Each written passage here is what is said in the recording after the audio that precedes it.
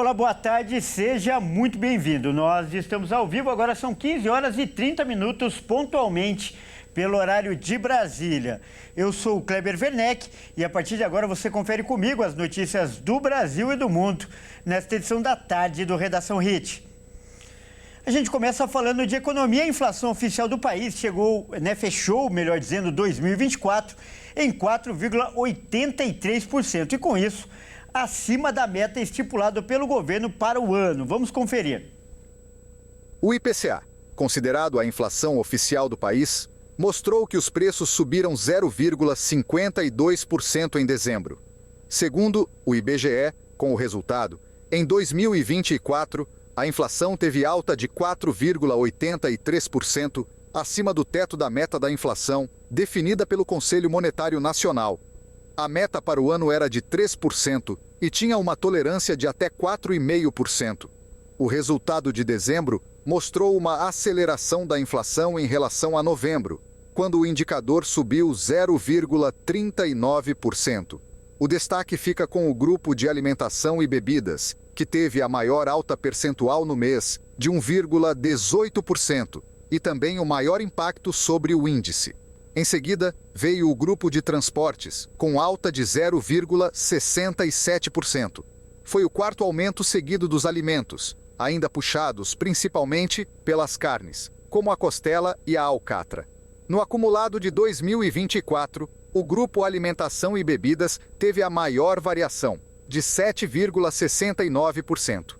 A única exceção de dezembro veio do grupo de habitação, que registrou queda de 0,56%, puxado pela redução da energia elétrica residencial, e teve um impacto negativo no indicador. Olha, como a gente acabou de ver aí, a carne, que é uma preferência nacional, foi um dos itens que mais teve aumento. Ao todo, o ano de 2024 registrou uma alta de mais de 20% no valor do produto. Aliás, a maior alta dos últimos 5 anos. Vamos entender melhor agora por que isso aconteceu.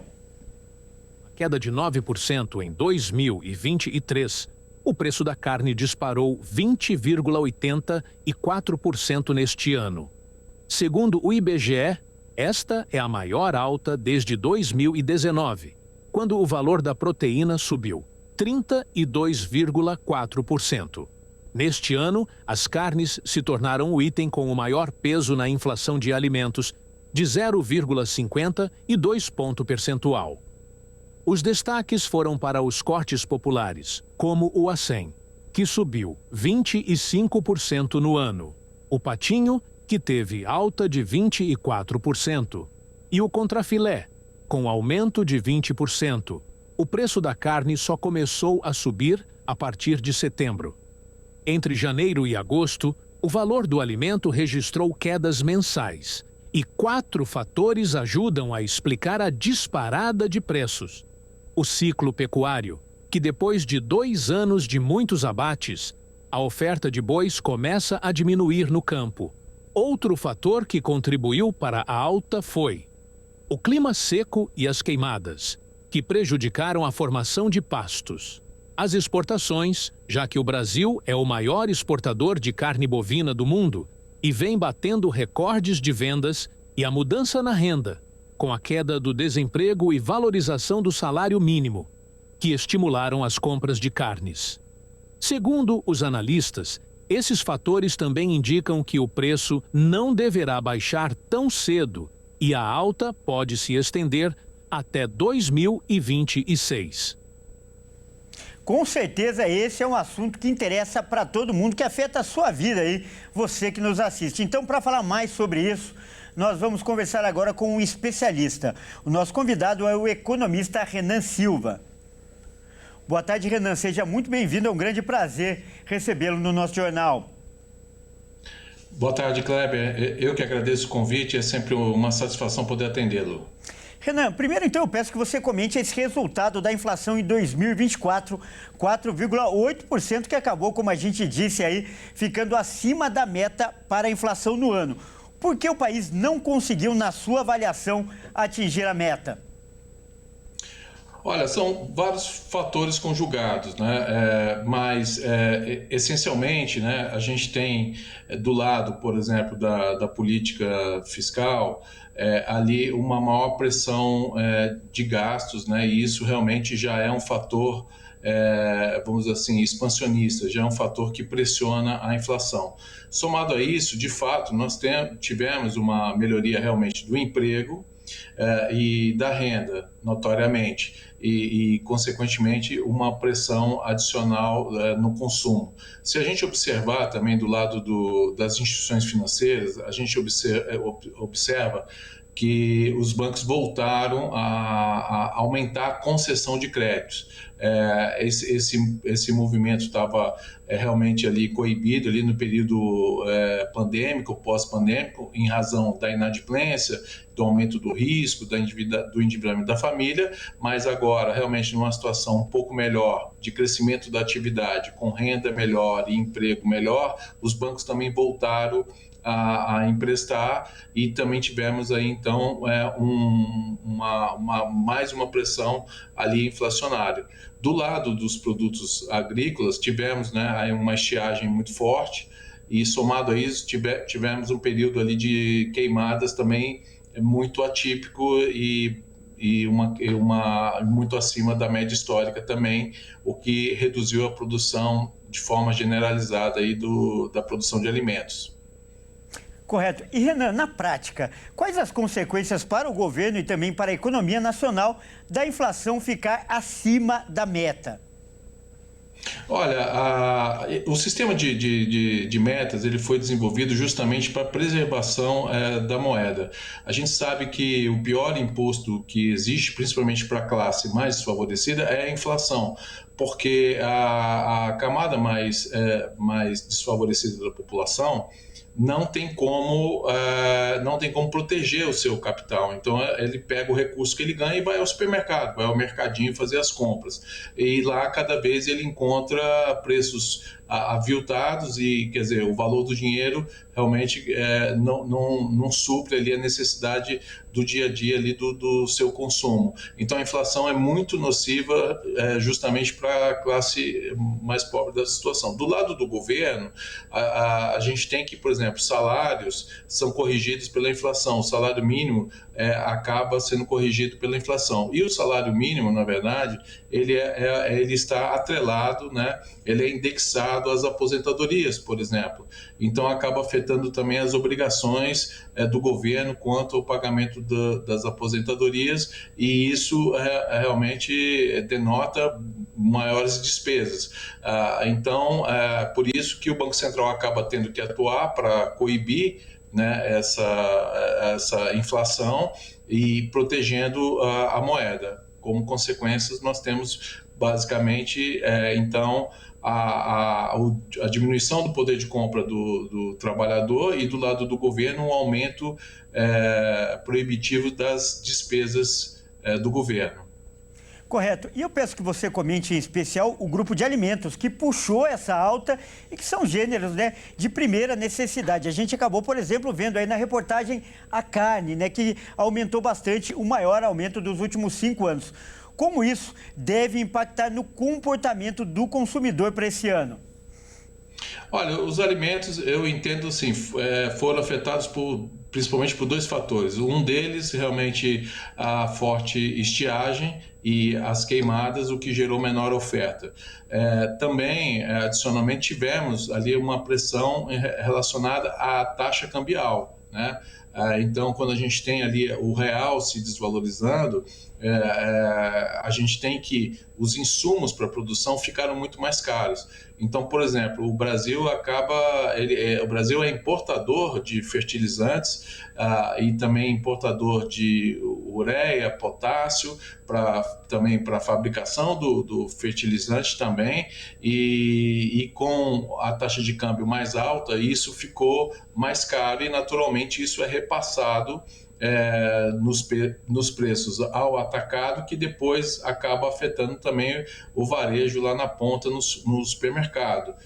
Então, basicamente, temos essas duas questões. E como eu te falei também, né, somado a isso, uma melhora da renda, um aumento do consumo, então aí você teve aí vários fatores culminando também para a alta dos alimentos. Mas, em geral, ali da carne, a gente teve ali menos pasto, né, por causa das queimadas, e também tivemos a taxa de câmbio, que também motiva as exportações, o que acaba concorrendo aqui com a demanda doméstica. Então, somando tudo isso, a gente teve realmente um resultado bem ruim, em especial para a carne. Tá certo, então nós acabamos de conversar com o Renan Silva, ele que é economista. Renan, mais uma vez, muito obrigado pela sua participação. Eu que agradeço, Kleber. Até a próxima, um grande abraço. Grande abraço. E olha só esse caso, a Justiça do Distrito Federal condenou uma loja de Brasília a pagar R$5.000 por danos morais para um adolescente de 14 anos. E o motivo foi que ele foi proibido de entrar no estabelecimento porque não tinha dinheiro para comprar. Acompanha só. O jovem foi impedido de entrar no estabelecimento por uma vendedora. A justificativa foi que ele não compraria nada. O caso aconteceu em março de 2023. A mãe do adolescente disse que após o ocorrido, ela voltou ao shopping e conversou com a gerente da loja, que afirmou que as diretrizes do estabelecimento não permitiam a entrada de qualquer pessoa. O diálogo foi gravado e anexado ao processo. A loja já havia sido condenada em primeira instância, recorreu, argumentando que os funcionários estavam ajudando a preservar a segurança do local, sem intenção discriminatória. A loja ainda solicitou a rejeição da indenização, ou uma redução do valor de R$5.000, mas o tribunal rejeitou o recurso. A corte afirma que o episódio expôs o jovem a uma situação vexatória em um local de livre acesso. Olha, realmente um caso muito polêmico, e para falar mais sobre esse assunto, nós vamos conversar agora com um especialista. O nosso outro convidado de hoje é o advogado Dori Bucco, ele que é consultor de relação de consumo. Boa tarde, doutor. Seja muito bem-vindo. É um grande prazer recebê-lo no nosso jornal.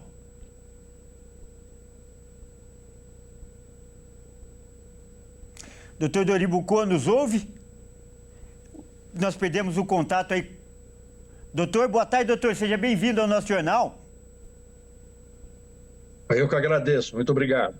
Doutor, a gente acabou de mostrar aí um caso polêmico, né? Um jovem que foi impedido de entrar em uma loja porque a vendedora ali avaliou que ele não teria dinheiro para comprar. E, claro, né? É um assunto que todo consumidor se coloca no lugar desse rapaz. Afinal, quem nunca entrou numa loja, por exemplo, para ver um preço ou então apenas para olhar uma peça que tenha achado bonito? Então, primeiro eu pergunto para você como especialista, um estabelecimento comercial, ele pode proibir a entrada de um cliente? Em que casos, por exemplo, que ele pode ir ao local apenas para observar? Em qualquer local, ele pode observar. Ele é um cliente em potencial. Quem é que tem o poder de saber se tem dinheiro ou não com essa pessoa? Se essa pessoa tem poder aquisitivo, quem é essa pessoa? Então, isso é uma situação discriminatória. Isso aí não pode existir de jeito nenhum. Ninguém pode ser impedido de entrar no estabelecimento comercial, tem que ter o seu livre acesso. Por questão de religião, por questões de sexo, idade, orientação, você não pode fazer isso. Pelo que eu assisti na reportagem, a vendedora prejulgou a pessoa. Isso é muito difícil, tanto que foi condenado. O senhor falou bem, prejulgou. Então, além da relação de consumo, essa relação comercial, qual tipo de acusação o estabelecimento corre o risco de responder quando procede de uma forma como essa? Existem no Código de Defesa do Consumidor e também na Constituição Federal diversos direitos. Livre acesso, igualdade, respeito, liberdade de opção de escolha. No Código do Consumidor, nós temos também a parte das práticas abusivas, está no artigo 39. São vários itens, mas nesse caso se destaca você impedir a pessoa de ter acesso, prejulgar a pessoa, recusar o atendimento dessa pessoa, desse cliente em potencial, na exata medida dos seus estoques. Quer dizer, não tem como a vendedora saber se essa pessoa teria condições ou não de comprar. E não sendo algum motivo legítimo ou alguma restrição legal, a pessoa não pode, como eu falei, pré-julgar, e isso daí é o crime que nós comentamos. Nós tivemos vários casos de pessoas que estão de maneira simplesmente vestida, muito assim, uma bermuda, um chinelo, e tem muito dinheiro, mas está de férias. Quer dizer, e foi barrado de entrar numa loja achando a pessoa do vendedor, ele não tem dinheiro, nem vou atender. Não, não faça isso, não faça desse modo. Isso aí vai lhe trazer um problema muito grande. Constituição, Código do Consumidor e o Estatuto do Menor defendem essas pessoas. Correto. Então, o fato de ser um menor de idade também é um agravante desse caso, doutor? Muito. Fica muito pior, que é uma pessoa, né, mais sensível, é uma pessoa que ela está ali. Ela estava fazendo alguma arruaça, ela estava fazendo algum tipo de proferir palavras de baixo calão, quer dizer, o seu comportamento era muito tumultuoso, ou ela só chegou lá, entrou, queria observar alguma coisa para ver se ela tem interesse em adquirir ou não. E aí já vão decidir que essa pessoa não tem dinheiro, não tem condição de comprar, só vai ficar olhando. Pode até ficar olhando, depois traz a mãe, traz o pai, traz algum amigo para poder depois comprar. Quer dizer, você não pode ser impedido do seu acesso. Agora, na sua experiência como advogado, né, como operador da lei, uma decisão como essa, qual o impacto que ela causa? Ela tem o poder de disciplinar outros estabelecimentos e evitar que no futuro isso ocorra? Qual que é a abrangência que essa decisão pode ter na sua avaliação? Claro, como eu disse, levando em consideração toda a sua experiência. Com a minha experiência de mais de 40 anos nessa área, eu vejo um caso desse com muita tristeza. Então, isso com a internet hoje em dia, com as redes sociais, com o compartilhamento dessas informações, você tem uma marca. Essa marca você trabalhou muito bem durante 10, 15 anos. Daqui a pouco, em 10, 15 minutos, com esses compartilhamentos, a marca já fica muito afetada. Todo mundo vai ler isso, todo mundo vai julgar, todo mundo vai comentar. É uma chamada propaganda extremamente negativa. Não façam isso, que sirva de exemplo para alguém não fazer essa repetição desse ato. Assista à nossa televisão, entenda o que nós estamos falando e corrija, dê treinamento, dê orientação, chame seus vendedores e faça um trabalho de fazer o quê? Conscientização. Tá certo, então, doutor, nós acabamos de conversar com o advogado Dori Bucco, que é consultor de relações e consumo. Doutor, primeiro eu quero agradecer pela sua participação e enfatizar esse alerta muito importante que você fez. Muito obrigado aí por trazer essas palavras aí para o nosso jornal. Eu que agradeço, parabéns ao seu jornal por essa iniciativa, nós precisamos realmente dessas informações. Obrigado, até breve. Grande abraço. Olha só, nós vamos mudar de assunto agora para falar de um outro caso polêmico que ganhou as manchetes dos principais sites de notícias nesta semana. Olha só, a perícia constatou mais uma morte, aliás, por envenenamento, no caso lá do bolo, que matou 3 pessoas lá no Rio Grande do Sul. O pai da família, que havia morrido 3 meses antes, também ingeriu arsênio. O resultado dos exames foi divulgado hoje. Quem vai trazer mais informações para a gente agora é a repórter Kátia Fantin. A mulher suspeita de envenenar o bolo que causou a morte de 3 pessoas da mesma família em Torres, no litoral norte do Rio Grande do Sul, comprou e usou arsênio para matar as pessoas. A informação foi divulgada em entrevista coletiva na manhã desta sexta-feira. Deise Moura dos Anjos está presa temporariamente e é investigada por suspeita de triplo homicídio, conforme as autoridades. A fonte da contaminação por arsênio foi a farinha usada para fazer o bolo consumido pelas vítimas. A perícia feita no corpo de Paulo Luiz dos Anjos, sogro de Deise, morto em setembro de 2024, constatou que ele também ingeriu arsênio antes de morrer. Paulo morreu de infecção intestinal. Após consumir bananas e leite em pó levados à casa dele pela nora. A polícia confirmou nesta sexta-feira que a causa da morte do homem foi envenenamento. Daisy nega qualquer responsabilidade sobre as mortes. Em nota, a defesa alegou que as prisões temporárias possuem caráter investigativo e que ainda restam diversos questionamentos e respostas em aberto sobre esse caso.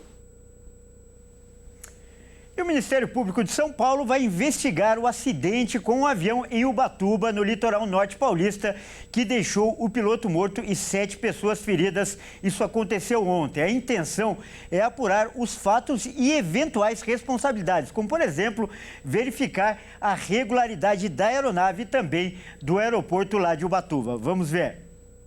No acidente, o piloto da aeronave que morreu não conseguiu frear após a aterrissagem e bateu e explodiu.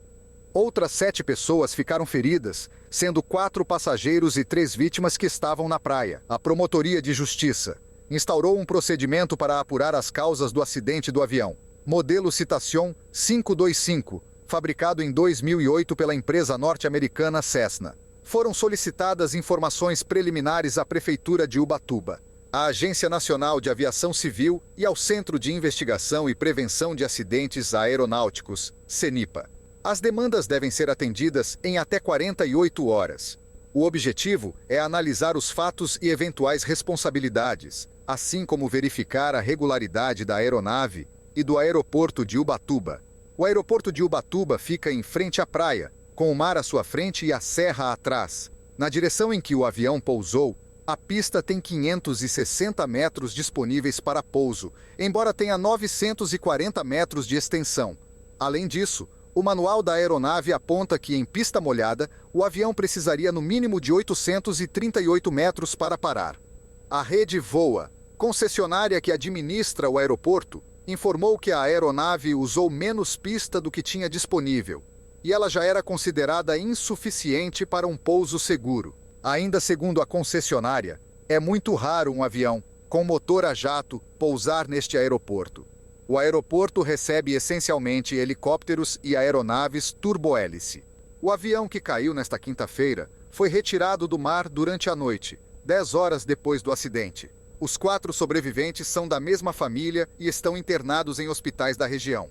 Segundo o Corpo de Bombeiros, os sobreviventes estão fora de perigo. Olha, e ainda sobre esse assunto, o boletim médico da Santa Casa de Ubatuba informou que a mãe das crianças, a empresária Meiriele Frais, passou por uma cirurgia e está em observação na emergência. Já o marido e as crianças apresentavam quadros estáveis e estavam conscientes. Olha, a gente muda de assunto agora para falar que subiu para 10 o número de mortos nos incêndios em Los Angeles. E um novo foco de fogo surgiu e agora atinge as regiões mais ricas dos Estados Unidos. Mansão de celebridades e milhares de imóveis foram atingidos. Vamos conferir.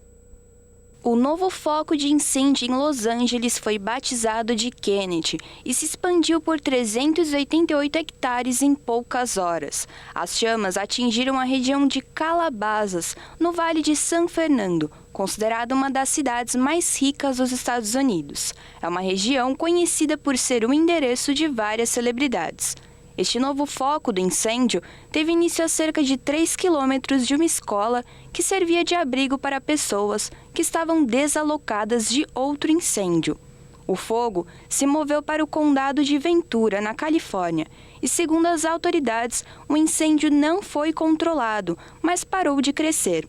Os bombeiros conseguiram impedir que o fogo se espalhasse ainda mais e tiveram a ajuda de equipes fora do estado. Além disso, o presidente Joe Biden assinou um decreto que reconhece como desastre de grandes proporções. O governo também enviou 5 aviões-tanque e a Casa Branca está monitorando o incêndio. Recursos foram enviados principalmente para as pessoas que estão desalocadas. E ainda falando dos Estados Unidos, o presidente eleito norte-americano Donald Trump foi condenado por fraudar pagamentos de uma ex-atriz pornô, mas ele não será preso e nem multado neste caso. A sentença foi amenizada por conta da vitória dele nas eleições. Vamos ver. O presidente eleito dos Estados Unidos, Donald Trump, não será preso nem multado por fraudar pagamentos à ex-atriz pornô Stormy Daniels. Trump recebeu a pena de dispensa incondicional pelo crime nesta sexta-feira, a 10 dias da posse para o segundo mandato na Casa Branca. A sentença do caso foi amenizada por conta da vitória de Trump nas eleições. Ele não foi condenado à prisão, nem à liberdade condicional e nem a pagamento de multa por sua condenação criminal, mas a sentença registrará um julgamento de culpa em seu histórico permanente. Com isso, Trump será o primeiro presidente americano a tomar posse como um criminoso condenado e sentenciado por um delito criminal. A sentença foi dada pelo juiz John Marsh, que já tinha afirmado que não daria tempo de prisão para Trump para não atrapalhar o seu segundo mandato, dizendo que a sentença foi influenciada por circunstâncias únicas e notáveis, mas que não tira o peso da condenação. Trump foi condenado em maio de 2024 em 34 acusações de fraude contábil por ocultar pagamentos que foram destinados para comprar o silêncio da atriz Stormy Daniels. Segundo investigações, o caso aconteceu antes das eleições de 2016. Os pagamentos teriam ocorrido para que não fosse revelado o caso que Trump e Daniels tiveram em 2006, pouco após de Melania Trump ter dado à luz ao filho mais novo do casal, e evitar atrapalhar a campanha presidencial do republicano. Agora a gente muda de assunto porque agora é hora da gente falar de esportes aqui no Redação Hit. E quem traz as informações está aqui ao meu lado, é o Caio Veríssimo. Boa tarde, Caio, seja muito bem-vindo. E a gente começa falando de futebol e de campeonato carioca. Afinal, a bola vai voltar a rolar amanhã, não é isso, Caio? Exatamente, Cleber. Boa tarde a você, boa tarde a todos que nos assistem. Bom, o campeonato carioca está de volta e com algumas novidades para esse ano. Vamos conferir.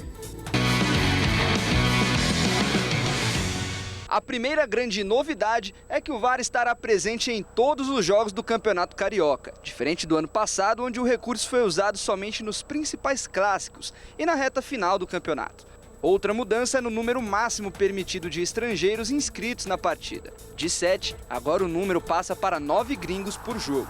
O formato do campeonato segue o mesmo. Os 12 times se enfrentam entre si para definir o campeão da Taça Guanabara e os 4 melhores colocados se classificam para as semifinais. O vencedor da final será considerado o campeão carioca. Já os times que ficaram entre a 5ª e a 8ª posição vão disputar entre si o título da Taça Rio. Os clubes não realizaram grandes contratações. O Flamengo é o atual e o maior campeão carioca e vai brigar para defender o título. O atual campeão brasileiro, o Botafogo, viu alguns jogadores deixarem o clube e com isso perdeu um pouco de força. O Fluminense é o time que mais contratou entre os grandes do Rio de Janeiro, mas sem nenhum nome de impacto até o momento. O tricolor carioca tenta se reerguer em 2025 após lutar contra o rebaixamento na temporada passada. O Vasco começa a temporada de treinador novo. Com Fábio Carille no comando, o Gigante da Colina vai tentar quebrar o maior jejum de títulos entre os 4 principais clubes do Rio de Janeiro. O último foi o Campeonato Carioca de 2016. No geral, a competição deve ser mais equilibrada nesta temporada. Bom, e vamos conferir os jogos então dos cariocas para essa primeira rodada. Bom, no sábado o Botafogo abre o campeonato enfrentando um estreante da primeira divisão. O Maricá é a novidade desse ano, a primeira vez do clube na Série A do campeonato e de cara uma estreia contra o campeão brasileiro para começar bem o seu ano. Bom, esse jogo vai acontecer no estádio Newton Santos às 16 horas. Pouquinho depois, às 16h30, o Vasco recebe o Nova Iguaçu em São Januário. Apesar do jogo ser na casa do Vasco, o mando do jogo é do Nova Iguaçu. Bom, no domingo, às 16 horas, o Flamengo encara o Boa Vista, mas com uma novidade. O jogo vai ser na Arena Batistão, lá no Sergipe. E no estádio Moça Bonita, o Fluminense recebe o Sampaio Corrêa às 19 horas. E vale lembrar que o atual campeão é o Flamengo, que venceu a final do ano passado contra a grande surpresa daquele campeonato, que era o Nova Iguaçu. Bom, Kleber, essas são as informações de hoje do esporte. Tá certo, Caio. Muito obrigado aí pelas informações. Bom, essa edição fica por aqui. Eu agradeço demais a sua companhia e não se esqueça que às 18h30 eu volto com mais notícias para você. Até mais. Até mais.